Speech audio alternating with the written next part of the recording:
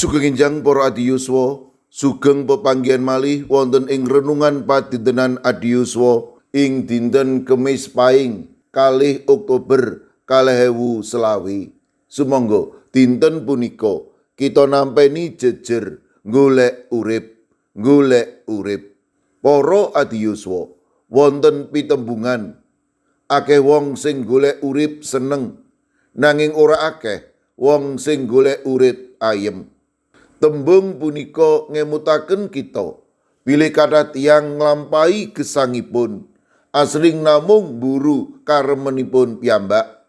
Raos seneng punika pancen dipun betahaken, nanging boten kedah dipun upadi kanthi maneka cara. Menapa malih ngantos ndadosaken kita lan tiyang sanes sisah. Kamangka gesang ingkang ayem kebak katentreman punika ingkang kita betahaken ing gesang.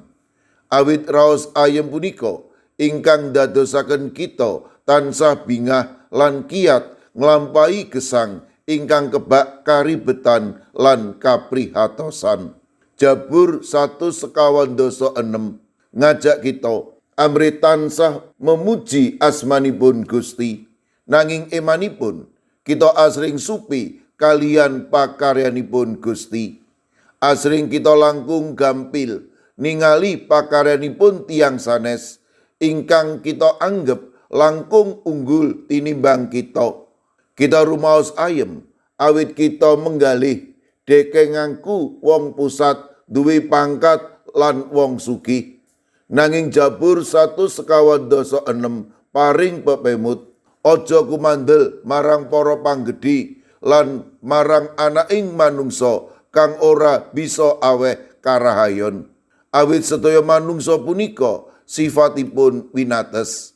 Ingkang paling leres miturut Jabur, sumbering kekiyatan, sumbering kabingahan, sumbering katentreman inggih punika namung Gusti Allah piyambak. Gusti Allah ingkang tetep setya tresnani tiyang ingkang katindes ngelih kinunjara, wuta, lolo, rondo, mekaten ugi sakit.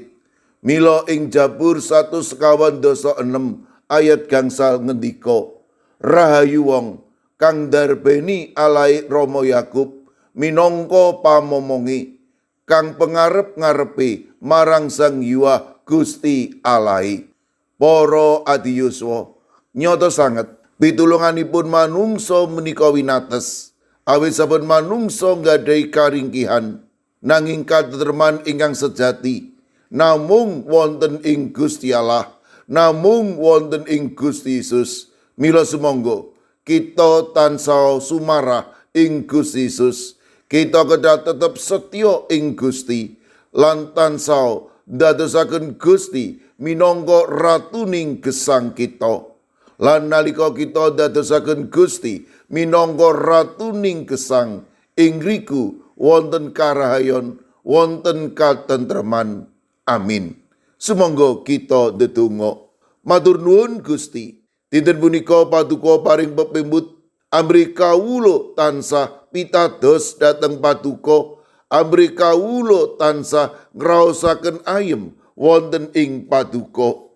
Kawula pasrahaken kawulanipun para adiyuswa dalasan anak putu kawula ing pundiya papan. Monggo paduka ingkang reksa, paduka ingkang mitulungi, malah kepara paduka ingkang badhe ngluberaken berkah kangge para adiyuswa lan anak putu kawula.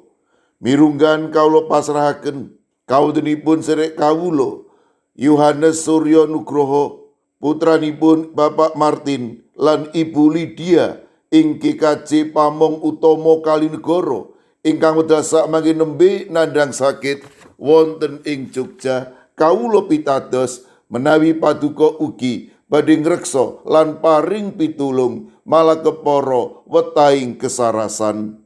Kawula pasrahaken sedherek kawula wonten ing Kemenjing Ibu Warsini ingkang nembe kritis lan larenipun Yohanes ingkang nembe nandhang sakit. Kawula ugi masrahaken Bapak Joko Suranto ingkang wedal samangke ugi nembe nandhang sakit. Kawula pasrahaken Bapak Priyatmadi ing KKJ Pamong Utomo kawula pasrahaken. Warga KKJ Sragen Bapak Adi Sungkono, Ibu Astuti Purnaningsih, monggo Gusti paduka ingkang melasi lan paring bagas kesarasan.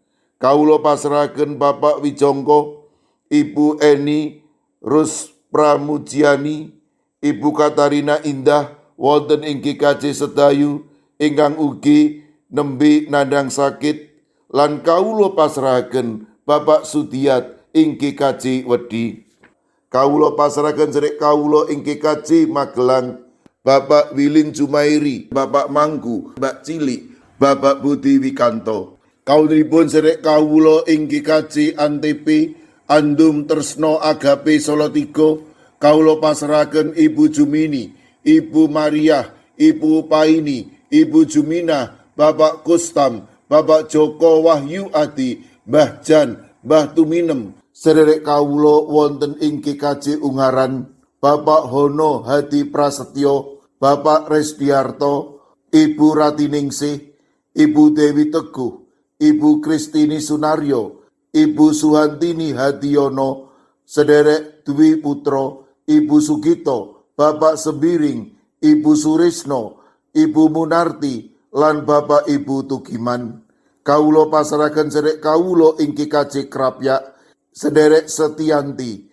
Ing KKJ Wedi kawula pasrahaken Bapak Paminto Saputro. Kawula pasrahaken sedherek kawula ing KKJ Micen, Ibu Purwaningsih Sunaryo, Ibu Elizabeth Indarwati, Bapak Bambang Setyo Margono, Bapak Moses Taji, Bapak Budiman Gultom. Mekaten ugi ing KKJ Banyumanik, Bapak Daniel Agus Suwarso, Ibu Arung Puji.